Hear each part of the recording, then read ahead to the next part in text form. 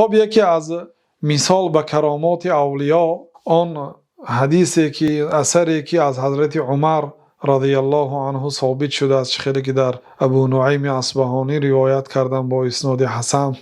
یک جیش را یا لشکر را به نهاوند فرستاده بودند.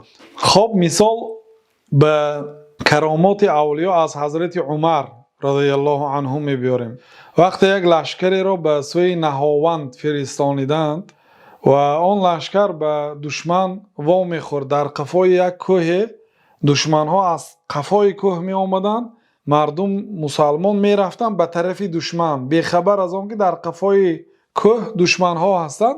حضرت عمر در مسجد رسول الله صلی الله علیه و سلم در روز جمعه خطبه جمعه داشتند.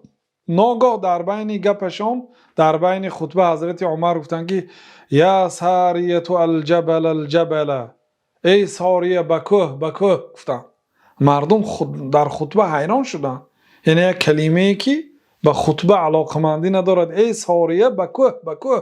لیکن همین سخن ساریه در عراق شنیدند.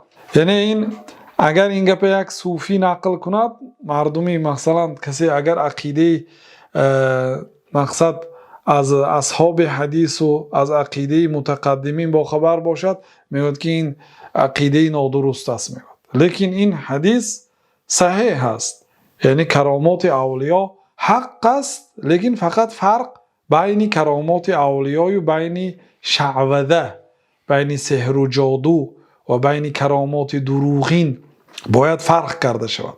حضرت عمر از بالای منبر یا جبل یا ساریه الجبل الجبل، ای ساریه بکوه بکوه گفتن. ساریه سرلشکر بود، سخنش حضرت عمر شنید، بکوه بکوه شنید، آواز عمر. حیران شد و مردم گفت بکوه میبرایم.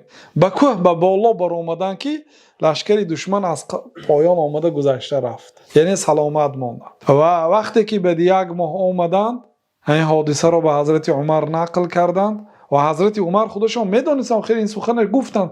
برای چی گفتی؟ گفته وقتی که پرسیدند دیدن حضرت عمر از بالای منبر حالت آنها برایشان نشان داده شد.